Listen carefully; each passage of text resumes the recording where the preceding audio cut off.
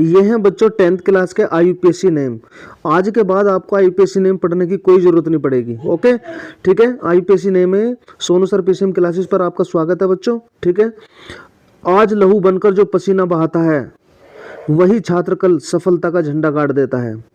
तो ये एक मजबूत शेर है जो आपके लिए बहुत ही बेहतरीन है।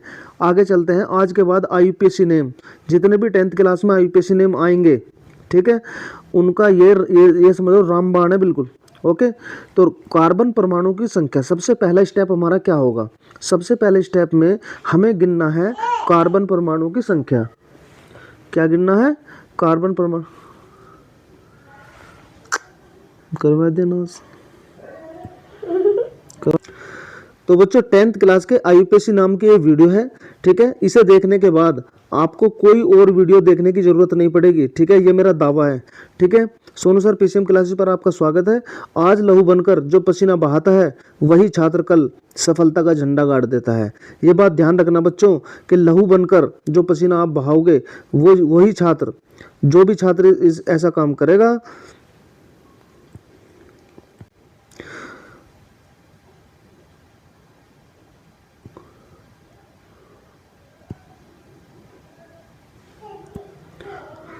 आज के बाद आपको कोई वीडियो देखने की जरूरत नहीं पड़ेगी आईयूपीएससी नाम से रिलेटेड। ठीक है, आईयूपीएससी नेम। सबसे पहले आईयूपीएससी नेम की फुल फॉर्म देखो, international union of pure and applied chemistry. International, ये है यहाँ पे international union of pure and applied chemistry. Okay, ये तो है इसकी full form, international union of pure and applied chemistry. ठीक है, ये इसकी फुल फॉर्म।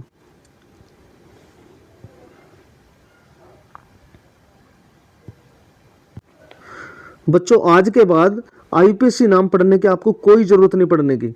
ठीक है, आईयूपीएससी नेम कक्षा 10th की क्लास है। सोनू सर पीसीएम क्लासेस पर आपका स्वागत है। और आईयूपीएससी नाम जड़ से खत्म है आज आईयूपीएससी नेम। ठीक है, तो आज लहू बनकर जो पसीना बहाता है, वही छात्र कल सफलता का झंडा गाड़ देता है। ये बात ध्यान रखना बच्चों। आगे चलते हैं आईयूपीएससी नेम की तरफ। स्टेप वाइज आपको समझाऊंगा, और स्टेप वाइज आपने अगर इसको फॉलो कर लिया, तो स्टेप वाइज फॉलो करने के बाद आप ये कहोगे कि हाँ हमें बिल्कुल समझ में आ गया। सबसे पहला स्टेप हमारा कार्बन परमाणु की संख्या गिन लेनी है। आपको कार्बन परमाणु की संख्या गिन लेनी है। सबसे पहला क्या काम है हमारा? कार्बन परमाणु की संख्या गिन लेनी है। और कार्बन परमाणु की संख्या के आधार पर आपको बताना है कि इसका नाम किस प्रकार से लिखा जाएगा। तो अगर कार्बन परमाणु की संख्या 1 है तो उसका नाम पड़ेगा मैथ पर। ठीक है, 2 है तो एथ पर पड़ेगा, 3 है तो प्रोप पर, 4 है तो ब्यूट पर, 5 है तो पेंट पर, 7 है तो हेक्स पर। 10th क्लास वालों के लिए 6 कार्बन तक ही लर्न कर लो, वो ही बहुत है। एग्जाम में इतना ही आएगा बस। ठीक है, सबसे पहली बात। ठीक है, पहला कार्बन, अगर 1 कार्बन है तो मैथ पर नाम पड़ेगा, 2 कार्बन है तो एथ पर, 3 कार्बन है तो प्रोप पर, 4 कार्बन है तो ब्यूट पर, 5 कार्बन है तो पेंट पर, 6 कार्बन है तो हेक्स पर। ठीक है, आगे बढ़ते हैं। पहली चीज आपको ये याद रखनी है। दूसरी चीज आपको क्या याद रखनी है? यहाँ पे देखिए, स्टेप नंबर 2 है हमारा। स्टेप नंबर 2 है कार्बन कार्बन बॉन्डिंग। कार्बन और कार्बन के बीच पे सिंगल बॉन्ड है, कार्बन और कार्बन के बीच में डबल बॉन्ड है, कार्बन या कार्बन के बीच में ट्रिपल बॉन्ड है। बस दूसरा स्टेप आपको ये याद रखना है। ठीक है, अगर सिंगल बॉन्ड है तो एन पे ना एन आएगा। ठीक है, अगर डबल बॉन्ड है तो ईन आएगा। ओके, और अगर ट्रिपल बॉन्ड है तो आइन आएगा। ठीक है, आइन। ठीक है, इसके बाद आगे देखिए सब कुछ लिखा हुआ है, आप स्क्रीनशॉट भी ले सकते हो। ओके, तो यहाँ देखिए, बॉन्ड टाइप सफिक्स हिंदी अर्थ ध्यान से देखो। सिंगल बॉन्ड तो एन लगेगा, डबल बॉन्ड तो इन लगेगा, और ट्रिपल बॉन्ड तो आइन लगेगा। ओके, ये लिखे हुए हैं। ठीक है, स्टेप नंबर 3 पे आएंगे। अब स्टेप नंबर 3 हमारा है फंक्शनल ग्रुप। कौन सा ग्रुप? Functional group. देखिए, सबसे पहले हमें देखना है नंबर ऑफ कार्बन, कार्बन की संख्या देखनी है। फिर कार्बन कार्बन के बीच बॉन्ड देखने हैं हमें, डबल है, ट्रिपल है, या फिर सिंगल बॉन्ड है। ओके, ये देखने हैं। उसके बाद तीसरे स्टेप पे फंक्शनल ग्रुप आ जाएंगे। फंक्शनल ग्रुप ये मैं लिख रहा हूँ यहाँ पे, ये है फंक्शनल ग्रुप। ओके, उनके हिंदी में भी नाम है और इंग्लिश में भी नाम है। ध्यान से देखो, अगर OH है तो लास्ट में क्या लगेगा? सफिक्स हमारा क्या जुड़ेगा? ओल। सफिक्स क्या जुड़ेगा? ओल। ठीक है, तो और अगर COOH ग्रुप है तो ओइक एसिड कार्बोक्सिलिक अम्ल कहते हैं इसको। CHO है तो अल जुड़ेगा एल्डिहाइड ग्रुप, और C डबल बॉन्ड O है तो ओन जुड़ेगा, ठीक है, ओन जुड़ेगा, लास्ट में क्या जुड़ जाएगा, ओन, कीटोन ग्रुप कहते हैं इसको, ठीक है। इसके बाद का है हमारा एमीन। इसके बाद का क्या है, एमीन, ये रहा एमीन, ठीक है। NH2 कहीं दिख जाए तो एमीन लगेगा, Cl दिख जाए तो क्लोरो लगेगा, Br दिख जाए तो ब्रोमो लगेगा, ओके, ठीक है। और I दिख जाए तो आइडो लगेगा, क्या लगेगा, आइडो, ठीक है। F दिख जाए तो फ्लोरो लगेगा, फ्लोरो। ये जो 7-8 ग्रुप दिए हैं ये बहुत ही ज़्यादा इंपॉर्टेंट है, आप इनका स्क्रीनशॉट भी ले सकते हो, ये रहे, ओके। तो आगे चलते हैं, एग्जाम का शॉर्टकट देखो एक बार, आपको क्या याद करना है। सबसे पहले कार्बन गिनने हैं, दूसरे नंबर पे हमें बॉन्ड देखना है, और तीसरे नंबर पे देखना है हमें फंक्शनल ग्रुप। ये वीडियो देखने के बाद आपको IUPAC नाम में कोई दिक्कत नहीं आएगी, वहाँ पे जितने भी IUPAC नाम एग्जाम में आएंगे वो सारे आप इजीली कर जाओगे, ठीक है। अब चलिए मैं आपको बता देता हूँ कुछ IUPAC नेम और उनके MCQ करा देता हूँ आपको। जैसे यहाँ पे देखो CH3 इसका IUPAC नेम बताना है। What is the IUPAC name of CH3 okay. तो यहाँ पे देखो सबसे पहला का क्या काम है हमारा, कार्बन गिनने हैं। तो यहाँ पे कार्बन कितने हैं, 2, दूसरे का 2 कार्बन है तो एथ पे नाम पड़ेगा, किस पर नाम पड़ेगा, एथ पर, ओके। ये तो बात होगी हमारी, एथ पर नाम पड़ेगा। उसके बाद इसमें देखो बॉन्ड क्या है, दूसरे नंबर का क्या काम है हमारा, बॉन्ड कौन सा है हमारे यहाँ, सिंगल बॉन्ड है, ठीक है। तो एन आएगा, सिंगल बॉन्ड पे एन आएगा, ओके। तो ये क्या हो जाएगा, एथेन, क्या हो जाएगा, एथेन। एथ पे नाम पड़ा, सिंगल बॉन्ड है इसलिए इसका नाम क्या हो गया, एथेन। समझ में आ गई बात। यहाँ पे फंक्शनल ग्रुप कुछ नहीं है, क्रियात्मक समूह यहाँ पे कोई है नहीं, ठीक है। इसके बाद नेक्स्ट क्वेश्चन की तरफ चलते हैं हम। क्वेश्चन नंबर 2, सारे क्वेश्चन इंपॉर्टेंट है, इसमें ध्यान से देखते जाना। अब आओ सेकंड क्वेश्चन पर, CH2 यहाँ पे भी हमारा CH2 डबल बॉन्ड CH2 है। तो यहाँ पे कार्बन कितने हैं भैया, तो पहला काम हमारा कार्बन ने गिनने का, कार्बन कितने हैं हमारे पास, 2। बॉन्ड कितना है हमारे पास, दूसरा काम हमारा बॉन्ड गिनने का। तो बॉन्ड कितने हैं यहाँ पे, डबल बॉन्ड है तो ईन आएगा नाम, क्या आएगा, ईन, ओके, ईन नाम आएगा, ठीक है।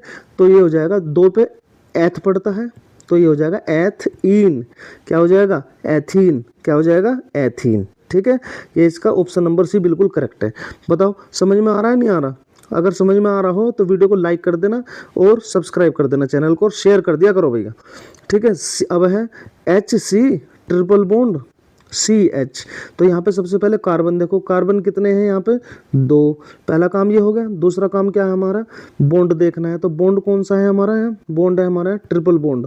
जब ट्रिपल बॉन्ड है तो ईन नाम पड़ेगा, क्या पड़ेगा, ट्रिपल बॉन्ड है तो आइन नाम पड़ेगा, आइन, क्या नाम पड़ेगा, आइन, YNE, आइन जुड़ना चाहिए। तो इसका नाम हो जाएगा, एथ पे नाम पड़ेगा, 2 कार्बन है तो एथ पे नाम पड़ेगा, ठीक है। तो ये हो जाएगा इथाइन। बात समझ में आ रही है, ये क्या हो जाएगा, इथाइन। ऑप्शन नंबर C हमारा करेक्ट हो जाएगा। इसके बाद नेक्स्ट क्वेश्चन पर चलते हैं हम।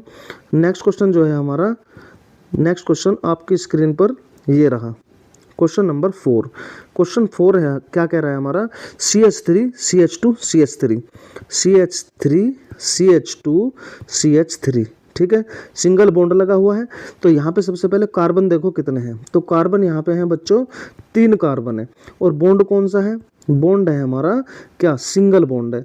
तो कार्बन 3 है तो प्रोप पे नाम पड़ेगा, पक्की बात है, प्रोप पे नाम पड़ेगा। और सिंगल बॉन्ड है तो एन लगेगा। तो ये क्या हो जाएगा, प्रोपेन।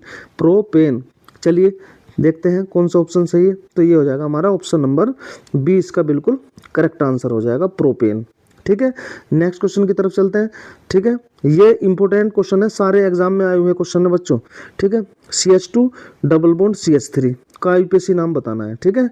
तो ये है, कार्बन कितने हैं इसमें, कार्बन है हमारे, कितने कार्बन है हमारे, 3 कार्बन है, कार्बन है 3। बॉन्ड कौन सा है हमारा, बॉन्ड है इसमें डबल बॉन्ड, ध्यान रखना है इसमें। बॉन्ड कौन सा है, डबल, सिंगल भी है डबल भी है तो हम डबल को प्रिफरेंस करेंगे। तो डबल बॉन्ड जिधर से है उधर से हम देखेंगे कि कौन से कार्बन पे आई। तो यहाँ से देखो पहला और दूसरे कार्बन पर डबल बॉन्ड है या पहले कार्बन पर ही डबल बॉन्ड है। तो इसको क्या लिखेंगे, प्रोपीन, क्या लिखेंगे, प्रोपीन। 3 पे प्रोप हो गया, 3 पे हो गया प्रोप, और ट्रिपल बॉन्ड है, बॉन्ड कौन सा है हमारे पास इसमें, डबल, तो हो जाएगा प्रोपीन, क्या हो जाएगा, प्रोप इन, तो लास्ट में इन लगेगा, तो यहाँ पे हो जाएगा इन। भाई पहला कार्बन देखना, उसके बाद बॉन्ड, और तीसरे नंबर पे है फंक्शनल ग्रुप, बस ये ध्यान रखना है आपको। ओके, अभी तक फंक्शनल ग्रुप आया नहीं है। अब देखो क्वेश्चन नंबर 6 में देखो, क्वेश्चन नंबर 6 ये कह रहा है कि CH3OH, इसमें देखो एक ही कार्बन है, कार्बन कितना, एक, तो इसका नाम किस पे पड़ेगा, मैथ पर, मैथ पर नाम पड़ेगा, पक्की बात है। ठीक है, बॉन्ड कौन सा है इसमें, बॉन्ड हम इसमें बॉन्ड कुछ नहीं है इसमें बॉन्ड नहीं है। OH समूह कौन सा जुड़ा हुआ है, क्रियात्मक समूह फंक्शनल ग्रुप कौन सा जुड़ा हुआ है, OH, OH के लास्ट में क्या आता है, ओल, तो मैथेनॉल, मैथेनॉल, मैथेनॉल को कहाँ पे आ रहा है ये बताओ, मिथेनॉल, देखो मिथेनॉल ये है, ये मीथेनल है, ये मीथेनल है बच्चों, मीथेनल है ये, मीथेनल, मीथेनल, ये जब आएगा जब CHO ग्रुप होगा। ओके, ठीक है, ये जब आएगा जब COOH ग्रुप होगा, ओइक। ठीक है, अब यहाँ पे क्या आएगा, मिथेनॉल, OH आ रहा है, यहाँ एथेनॉल नहीं होगा, एथेनॉल कब होता है जब दो कार्बन होते हैं, यहाँ पे मिथेनॉल है, इसका मतलब एक ही कार्बन है। ठीक है, तो ऑप्शन नंबर सी बिल्कुल करेक्ट हो जाएगा इसका। ठीक है, समझ में बात आ रही है। क्वेश्चन नंबर 7, क्वेश्चन नंबर 7 हमारा क्या कह रहा है, क्वेश्चन नंबर 7 कह रहा है CH3CH2OH। अब यहाँ देखो कार्बन कितने हैं, यहाँ पे 2, कार्बन कितने हैं, 2, तो फंक्शनल ग्रुप कौन सा है, फंक्शनल ग्रुप है हमारे पास OH। ठीक है, तो लास्ट में क्या आना है, ओल, लास्ट में क्या आएगा, ओल, तो इसका मतलब 2 कार्बन है हमारे पास, तो एथ पे नाम पड़ा, एथ पे नाम पड़ा, तो ये हो जाएगा इथेनॉल, क्या हो जाएगा, इथेनॉल। अब ध्यान से देखो, ये है मिथेनॉल, ये है एथेनॉल, एथेनॉल, और ये है इथेनॉल। ऑप्शन नंबर सी इसका बिल्कुल करेक्ट आंसर है। ठीक है, ये था CH3CH2OH। ठीक है, इसका क्या हो जाएगा, इथेनॉल। ओके, नेक्स्ट क्वेश्चन की तरफ से क्वेश्चन नंबर 8, क्वेश्चन 8 क्या कहता है, CH3COCH3, इसका बताना है IPSC नेम हमें। तो यहाँ पे CH3 और ये COCH3 है, यहाँ पे देखो फंक्शनल ग्रुप का भी कार्बन गिना जाएगा, 1 2 3, 3 कार्बन हो गए, कार्बन कितने हुए, 3। ठीक है, फंक्शनल ग्रुप है हमारा CO। ठीक है, लास्ट में क्या लगता है इसमें, ओन, क्या लगेगा लास्ट में, ओन, तो ओन देख लो लास्ट में कौन सा, बताओ लास्ट में कौन सा में लग रहा है, इसमें लग रहा हूँ, ये हो गया प्रोपेनॉन। ठीक है, प्रोपेनॉन, 3 कार्बन है तो प्रोप पे नाम पड़ेगा। ठीक है, प्रोप पे नाम पड़ेगा, तो ये हो जाएगा प्रोपेनॉन। ओके, तो next question, question number 9, question number 9। ठीक है, सारे इंपॉर्टेंट क्वेश्चन है बोर्ड में आए हुए। ठीक है, HCHO, कितने कार्बन है, एक ही कार्बन है, तो कार्बन एक है तो मैथ पे पड़ेगा नाम, किस पे पड़ेगा, मैथ पे। ग्रुप कौन सा है, फंक्शनल ग्रुप कौन सा है इसमें, CHO, CHO, तो अल आएगा लास्ट में, क्या आएगा, अल। ठीक है, अल, तो मीथेनल, मीथेनल। ठीक है, ये तो नोल है, ओल है, ये जो लगा हुआ है ये मिथेनॉल बोला जाएगा, ये मिथेनल है, मिथेनल। ओके, ये हो जाएगा मिथेनल। ओके, नेक्स्ट क्वेश्चन की तरफ चलते हैं, यहाँ पे क्वेश्चन नंबर 10। ठीक है, तो क्वेश्चन नंबर 10 में क्या, CH3COOH। ठीक है, ये इसमें एक और एक 2 कार्बन है, कार्बन कितने हैं, 2। ठीक, इसमें कौन सा ग्रुप आ रहा है, कौन, COOH ग्रुप आ रहा है, तो ये हो जाएगा ओइक एसिड, जहाँ भी लिखा होगा ओइक एसिड, ओइक एसिड। ठीक है, ओइक एसिड, तो सारे में ओइक ओइक आ रहा है, ओइक एसिड आ रहा है, इसमें आ रहा नहीं आ रहा, जब ओइक एसिड आ रहा है तो इसका मतलब क्या हुआ, हम कार्बन पे जाना पड़ेगा, कार्बन कितने हैं, 2, तो एथ पे नाम पड़ेगा एथेनोइक, एथेनोइक कौन सा इसमें, ऑप्शन नंबर बी करेक्ट है, एथेनोइक एसिड ये है। ठीक है, समझ में आए हैं, तो ये सारे ऑप्शन नेम कर लेना बढ़िया से। और सबसे पहले आपको यही करना है कि सबसे पहले हमें कार्बन गिनना है, दूसरे नंबर पर हमें बॉन्ड गिनना है कि बॉन्ड कौन सा है, और तीसरे नंबर पर हमें जो गिनना है वो गिनना है फंक्शनल ग्रुप, ये देखना है। ठीक है, इससे हमें आइडिया लग जाएगा कि हम इसका IPSC नाम क्या लिखें, और काउंटिंग का ध्यान रखना है कि कौन से कार्बन पर OH या कोई सा भी फंक्शनल ग्रुप जुड़ा हुआ है उसका नाम लिखना है। ओके, चलते हैं नेक्स्ट क्वेश्चन पर। नेक्स्ट क्वेश्चन क्या है हमारा, ध्यान से देखो, ये है हमारे पहले चैप्टर से रिलेटेड कुछ मोस्ट इंपॉर्टेंट क्वेश्चन है, इन्हें भी ध्यान से देखो, ये एग्जाम में आए हुए हैं। Zn + CuSO4, ZnSO4 + Cu, ये कौन सी अभिक्रिया है, ये कौन सी रिएक्शन है, तो तुमसे पूछा है ये रिएक्शन कौन सी है। ठीक है, तो रिएक्शन कह रहा कॉम्बिनेशन रिएक्शन है या डिस्प्लेसमेंट रिएक्शन, डिकम्पोजिशन रिएक्शन है या डिस्प्लेसमेंट रिएक्शन है, या नीचे है डबल डिस्प्लेसमेंट रिएक्शन है। तो यहाँ पे देखो, यहाँ पे जिंक CuSO4, तो इसमें कौन सी रिएक्शन है, जिंक ने कॉपर सल्फेट के साथ रिएक्शन की, और यहाँ से SO4 आयन जो है कहाँ जुड़ेगा, जाके जिंक पे आके जुड़ेगा, देख लो। ठीक है, तो डिस्प्लेसमेंट हो गया, तो ये हो जाएगा डिस्प्लेसमेंट रिएक्शन। ठीक है, क्योंकि एक ही गया है आयन, तो इसलिए सिंगल डिस्प्लेसमेंट है ये। ओके, ये ध्यान रखना है। इसके बाद नेक्स्ट क्वेश्चन देखो, ये है हमारा क्वेश्चन नंबर 12। ठीक है, यहाँ पे काउंटिंग में ध्यान मत देना, कोई सा भी क्वेश्चन हो, आपको केवल सीखने से मतलब है। ठीक है, ये है AgNO3 NaCl tends to AgCl plus NaNO3। यहाँ से देखो NO3 आयन हुआ और ये Cl आयन हुआ, तो NO3 तो चला गया यहाँ पे Cl की जगह, और Cl आ गया यहाँ पे NO3 की जगह। ठीक है, तो देखो Ag के साथ Cl जुड़ गया और NO3 Na के साथ जुड़ गया यहाँ के, तो ये डबल डिस्प्लेसमेंट हुआ। कैसा हुआ? डबल डिस्प्लेसमेंट, ये ध्यान रखना है। ओके, चलते हैं नेक्स्ट क्वेश्चन की तरफ। नेक्स्ट क्वेश्चन है हमारा ये देखो, ध्यान से देखना है इस क्वेश्चन को बिल्कुल। यहाँ पे कह रहा है FeCO4 FeSO4 प्लस Cu में क्या होता है। ठीक है, तो इसमें ये पूछा है कि जब Fe कॉपर सल्फेट से क्रिया करता है तो FeSO4 बनता है, तो इसमें क्या होता है? इसमें क्या होता है बच्चों, ये देखना है। तो इसके ऑप्शन है हमारे यहाँ पे, ऑप्शन दिए गए हैं। पहला ऑप्शन है कि आयरन डिस्प्लेस्ड कॉपर। ठीक है, आयरन जो है कॉपर को डिस्प्लेस्ड कर देता है, copper displaced iron, copper iron को डिस्प्लेस्ड कर देता है, कोई रिएक्शन नहीं होती, या न्यूट्रलाइजेशन है अभिक्रिया। ठीक है, ये बताना है। तो यहाँ पे जो है ध्यान से देखो, Fe जो होता है Fe, एक मिनट, यहाँ पे रिएक्शन हमारी क्या है? रिएक्शन हमारी Fe प्लस CuSO4। यहाँ ध्यान से देखो, Fe प्लस CuSO4। ठीक है, टेंस टू ये हो जाएगा FeSO4 प्लस Cu। ठीक है, Cu बाहर आ गया, FeSO4 बना, तो Fe ने कॉपर सल्फेट विलयन से कॉपर को विस्थापित कर दिया। इसका मतलब क्या हुआ कि तांबा लोहे को हटाता है, नहीं, आयरन जो है डिस्प्लेस कर देता है कॉपर को। ये इसका बिल्कुल करेक्ट आंसर होगा। ठीक है, तो ये कॉपर आयरन को डिस्प्लेस नहीं कर सकता। क्यों नहीं कर सकता? क्योंकि जो विद्युत रासायनिक श्रेणी है, इलेक्ट्रोकेमिकल सीरीज है जो हमारी, उसमें जो आयरन का स्थान है वो कॉपर से ऊपर है। ठीक है, कॉपर से ऊपर, तो ऊपर वाला ही नीचे वाले को डिस्प्लेस कर सकता है। ओके, नीचे वाला ऊपर वाले को नहीं कर सकता। जो मेटल ज़्यादा रिएक्टिव होगी वो विद्युत रासायनिक श्रेणी में ऊपर स्थान है उसका। ठीक है, Fe केमिकल, जो ये विद्युत रासायनिक श्रेणी है, इलेक्ट्रोकेमिकल सीरीज है, उसमें Fe का स्थान Cu से ऊपर है, इसलिए Fe तो कर देता है। लेकिन Cu अगर पहले होता तो Cu नहीं कर पाता। अगर ये ऐसे रिएक्शन होती Cu प्लस FeSO4, तो ये नो रिएक्शन होती, कोई रिएक्शन नहीं हो पाती इससे। ठीक है, ये नो रिएक्शन होती, कोई रिएक्शन नहीं हो पाती। ठीक है, तो चलते हैं नेक्स्ट क्वेश्चन की तरफ। अभी हमारे पास अभी MCQ हैं। ठीक है, 31, यहाँ देखो 31, ये नंबर पे ध्यान मत देना आप। ठीक है, केवल क्वेश्चन को सीखो। अवतल दर्पण का फोकस होता है, the focus of A concave mirror is. जो अवतल दर्पण होता है उसका फोकस कैसा होता है बच्चों? उसका फोकस होता है ये, वास्तविक और आभासी दोनों। लास्ट वाली कंडीशन में इसका आभासी होगा और वैसे इसका क्या होगा? वास्तविक।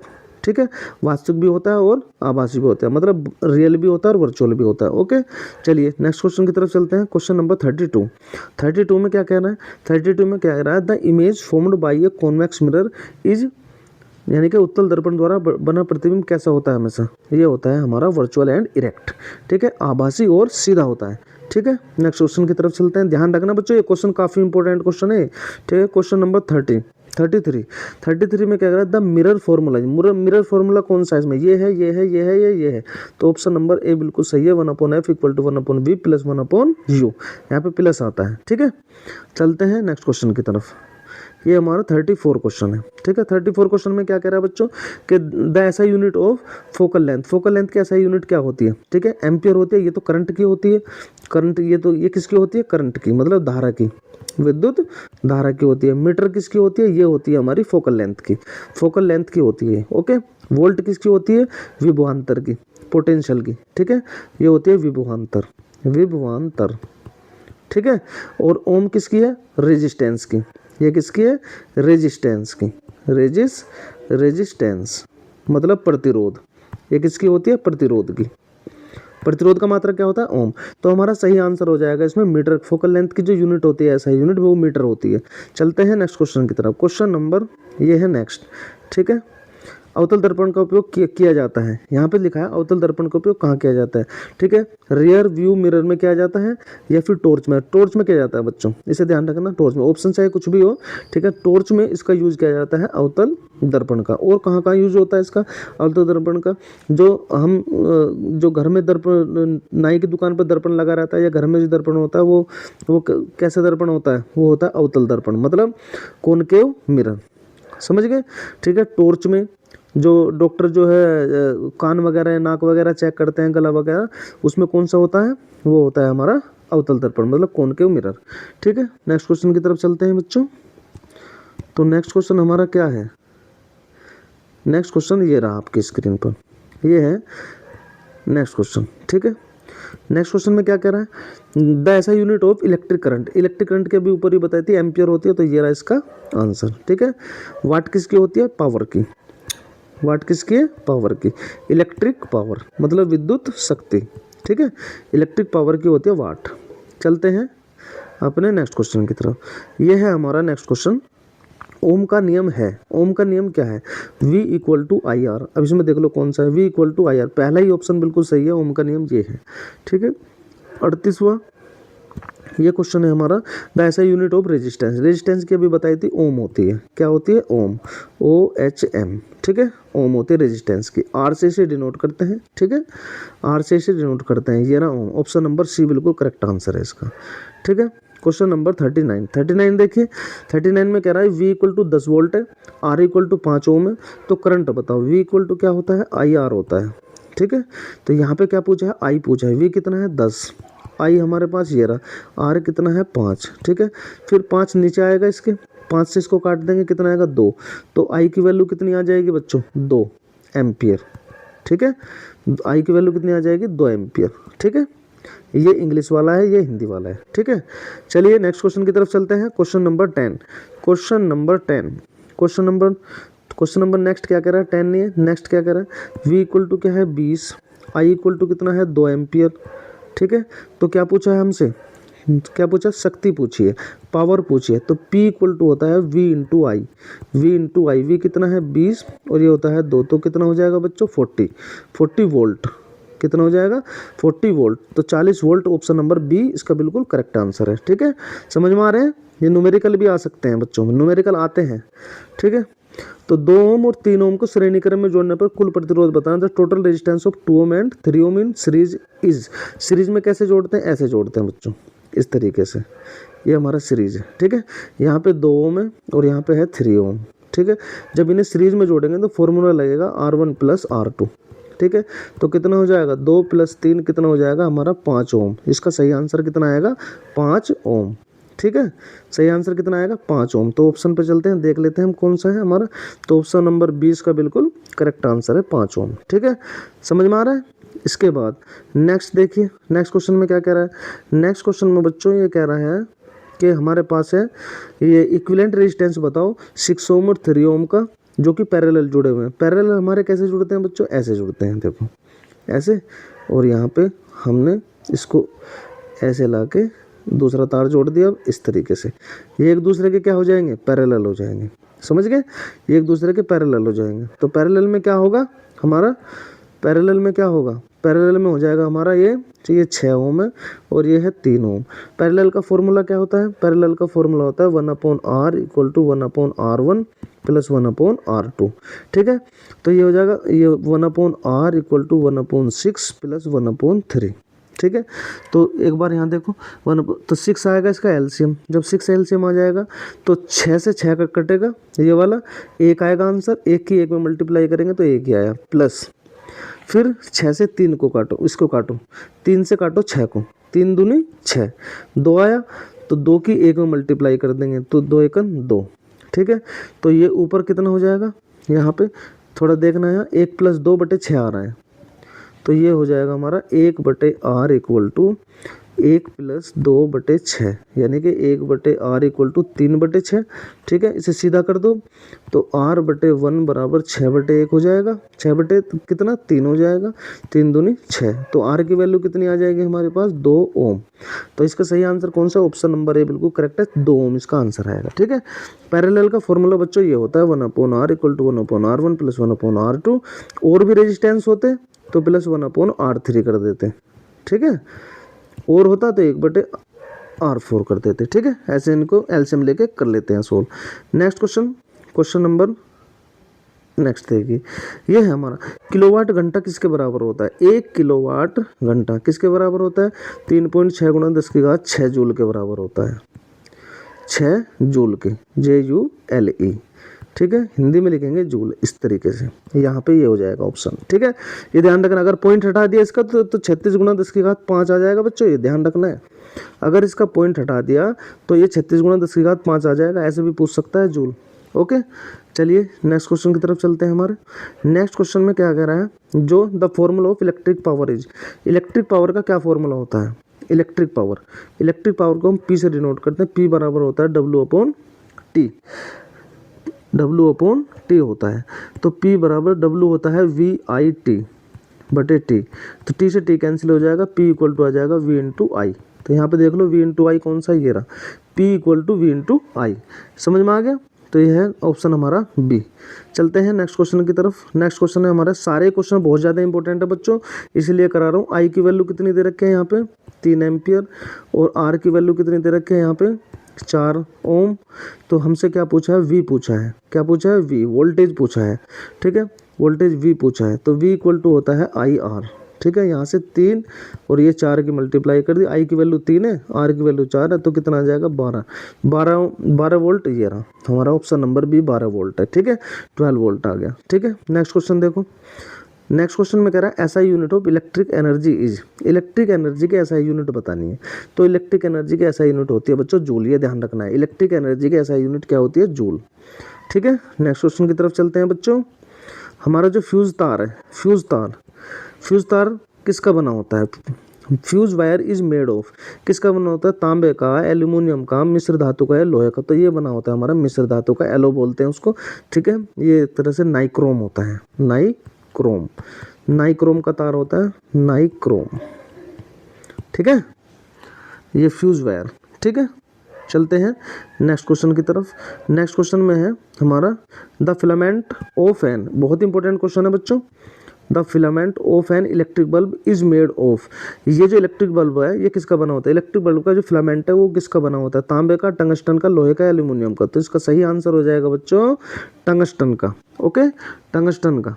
चलिए, आपका मैं बिल्कुल भी टाइम वेस्ट नहीं कर रहा हूँ। ठीक है, तो नेक्स्ट क्वेश्चन है हमारा ये, resistance of a conductor increase when. Resistance मतलब किसी स्थिति में चालक का प्रतिरोध बढ़ता है। लंबाई घटाने पर बढ़ेगा, क्षेत्रफल बढ़ाने पर बढ़ेगा, एरिया इंक्रीज करने पर, लेंथ डिक्रीज करने पर, या फिर क्या करने पर। तो सबसे पहली बात तो ये देखो, जो रेजिस्टेंस होता है ना वो कब बढ़ेगा, वो डायरेक्टली प्रोपोर्शनल होता है लेंथ के। तो लेंथ बढ़ेगी तो रेजिस्टेंस भी बढ़ेगा।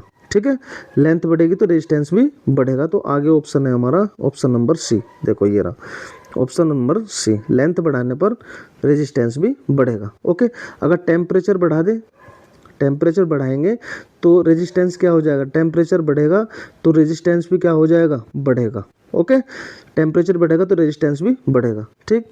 ठीक है, नेक्स्ट क्वेश्चन देखो। इलेक्ट्रिक मोटर, ये जो इलेक्ट्रिक मोटर है, विद्युत मोटर का सिद्धांत क्या है। The principle of electric motor is, ये हीटिंग इफेक्ट है, मैग्नेटिक इफेक्ट है, या केमिकल इफेक्ट है, या इलेक्ट्रोस्टैटिक इफेक्ट है, यानी कि ऊष्मीय प्रभाव, चुंबकीय प्रभाव, रासायनिक प्रभाव और स्थैतिक प्रभाव। ठीक है, जो इलेक्ट्रिक मोटर होता है बच्चों वो करता है हमारा मैग्नेटिक इफेक्ट पर काम, मतलब चुंबकीय प्रभाव का सिद्धांत है। विद्युत मोटर का सिद्धांत क्या है, चुंबकीय प्रभाव पर आधारित है। ठीक है, तो ये थे हमारे कुछ क्वेश्चन जिसमें IUPAC नेम भी सम्मिलित है। ठीक है, और ये हमारे MCQ हैं जो कि हमने फिजिक्स और केमिस्ट्री के लिए हैं इसमें। ठीक है, इंपॉर्टेंट है। ठीक है, वीडियो को लाइक कर देना बच्चों, और चैनल को कर देना सब्सक्राइब। जय हिंद, जय भारत। आपका एग्ज़ाम बहुत ही बढ़िया होगा। ठीक है, धन्यवाद।